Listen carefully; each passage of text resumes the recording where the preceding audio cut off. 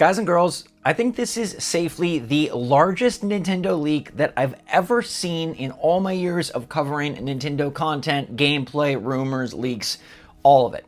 This one is massive, this one goes for a long time, and this one gives us incredible detail, including screenshots. So what's going on, everybody? It's Zach from SwitchForce. Today we're talking about the future of Pokemon, and we know so much, and I gotta say, I am very giddy as a child who grew up with this franchise. What does everybody want for the Pokemon Company to do? Like, boil it down, raise your hand, it's simple. We want Pokemon Company to make Pokemon a modern game, right? That's all we ask. Like, make it a modern game, make it something that feels like it's taking advantage of the Switch 2, make it something that feels like it's competing with its contemporaries, make it feel like you actually put time and effort into this project and you didn't just phone it in because you know it's gonna sell 50 bajillion copies. Well, today's leak, the Teraleak follow-up, the Teraleak 2.0, gives us so many details, and we can't possibly cover them all in one video, but I want to hit the highlights here and the ones most important to me, and I think probably most important to you, which is going to be the upcoming games. And we kick it off with Gen 10. Let me know in the comments down below which of these games you're most excited for, what feature you're most excited for. Gen 10, baby. It is called Pokémon Wave and Pokémon Wind, the WW wide world of Pokemon, and the theme is infinity. The theme is that life goes on. And I think this is actually a pretty cool theme for Pokemon. But before we get into all the nitty gritty, just look at this. Look at this, baby. This is what Pokemon always wished it was, always wanted to be, always needed to be. Glorious, gorgeous, and looking like a true modern era game. I mean, could we get this actually realized? I think we can. The Switch 2 is definitely powerful enough. Don't let Legends ZA fool you. That is a cross-gen game initially built for Switch 1. This is the lush, brilliant world we've always wanted. Now, a lot of you out there are going to say, hold on, pony. Nintendo, I've been through this rodeo. TPC, I've been through this rodeo. They might talk a big game, they might show something, but by the time it comes out, it's going to be poop. Because that's what's happened before. Like, even Pokemon Scarlet and Violet got downgraded from what they initially teased to where it ended up. Pokemon Legends ZA like flattened the buildings. We have straight up confirmation of that so that they could make them really basic. This looks like a magical Pokemon world straight out of our minds. But I think they can get there. I think they can achieve it. The budget for this game looks to be quite big. It is large for the Pokemon Company, and this is a gorgeous, glorious look at what Gen 10 Pokemon Wind and Wave will be. I hope that they're able to follow through. I think they will, because this leak also shows that Pokemon Gen 10, Wind and Wave, are coming out next year. That's very close.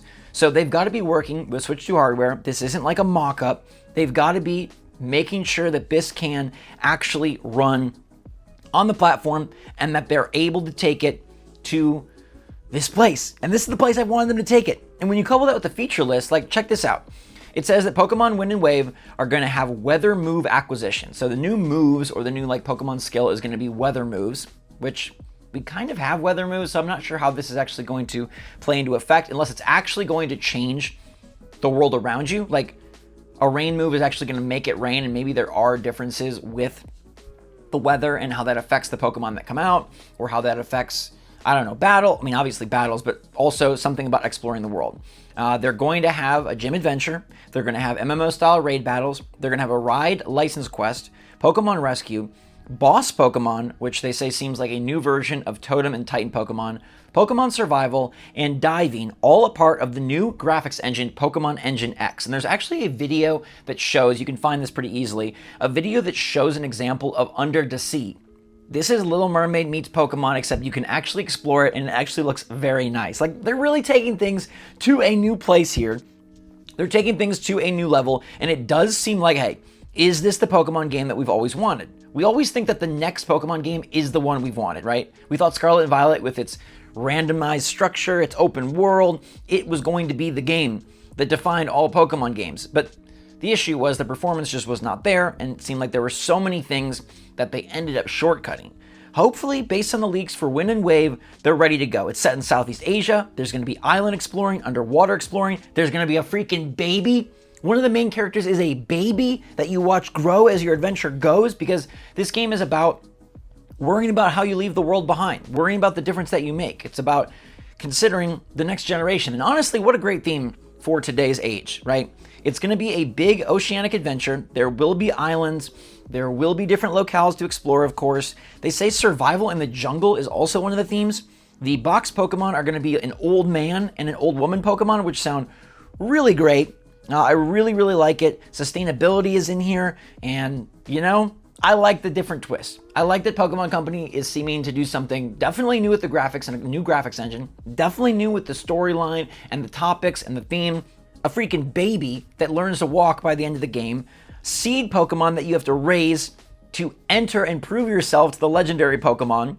I really, really like that. And then they're saying that the island is going to be procedurally generated on how trained your seed Pokemon is when you meet the legendary. That's freaking crazy great. And you can beat the game without finishing all the gyms. Those are optional but needed for the true ending. Like, this sounds like what we want.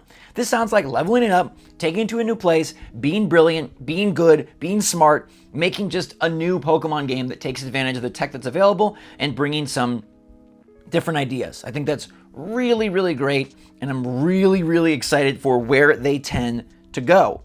The one thing that's interesting that this leak does not provide is they don't know if the game is turn-based. Now, we'd expect it to be because the mainline games are definitely more traditional, and I would bet my money that it is turn-based. But it's interesting that the Pokemon Company has gone away from that with the Legends series. Obviously, that's a spin-off, but depending on the reception of ZA, it already seems very positive. Could they do something different? Would they make a move? Now, they probably already decided on Gen 10. I'm sure they have. I don't know if they could go back and change this that far in development. I bet Gen 10 will be turn-based, but it's interesting to note that they haven't found any evidence one way or the other of this. But what they have found is even more games. Okay, so Gen 10 is the 2026 title with DLC planned for 2027. Pokemon Wind and Wave, let me know which one you're picking up. Game sounds freaking great. New graphics engine is what I'm most excited about. Pokemon Legends 3. Okay, the follow-up to Legends ZA. I know ZA isn't even out yet. All right, we got that to play this week, but Pokemon Legends 3 is going to be a Galar-based Legends game set 1,000 years in the past, and you're roaming around Galar, Sword and Shield, get their comeuppance, and they finally get a chance to prove their worth. Does seem pretty darn neat, and they want to dig deeper into action, which is, as we've seen with Legends ZA, going to a more action-style battle. I expect that to continue, and I expect it to just continue to grow and evolve in Pokemon Legends 3. Now, Pokemon Legends 3, they're saying is being targeted for 2027 or 2028, so that's still a few years off, but it's clear that the Pokemon Company is pushing game after game after game. And on one hand, okay, but on the other hand, if they're achieving a floor of quality and maybe even a ceiling of potential, I'm not too mad about it. Getting Pokemon Legends ZA is a cross-gen title here in 2025. Getting Pokemon Gen 10, Wind and Wave in 2026 as a true Switch 2 title, and that's what it says in the leak, that it will be a Switch 2 exclusive.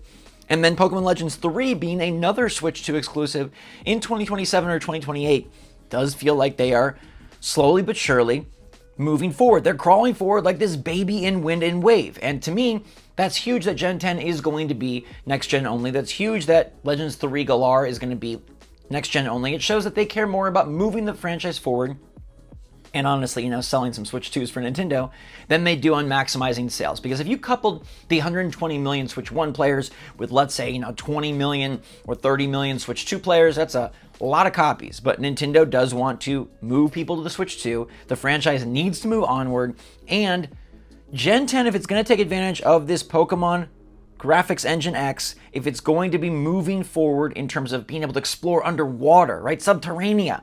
We're going beneath the surface. If you're going to be able to see lush landscapes like shown in that screenshot, if you're going to be able to explore a massive world, you need the power of the Switch 2.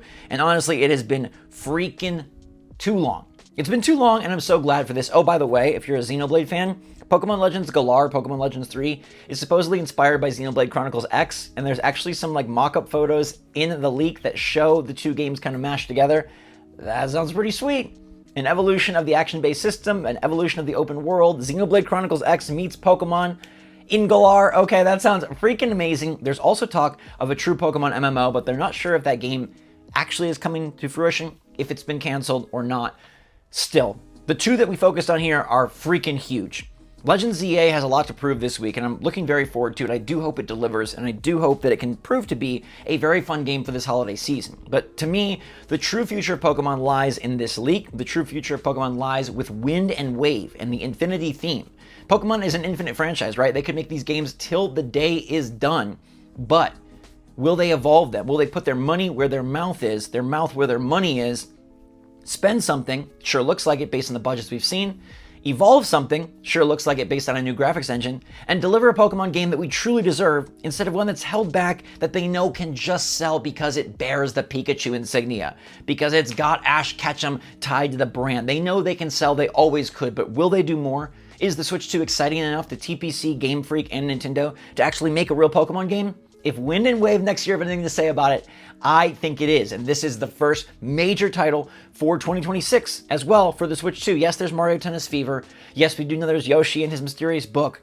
But Pokemon Wave and Wind, that is a system seller. That is a holiday title. That is a boom, bang, big deal with a gorgeous open world that looks to have more lushness, depth, detail, and new mechanics for Pokemon. A franchise stuck in the mud. This one might actually have a lot of mud given the island and ocean themes, but I'm here for it, especially if we can dive in, and we definitely can. So let me know what you think of today's massive Pokemon leaks. Really, so much legit information, so many true looks and actual themes, mechanics, screenshots, videos, graphics, all about the new games. I've never seen anything quite like it for Nintendo, who are super tight-lipped.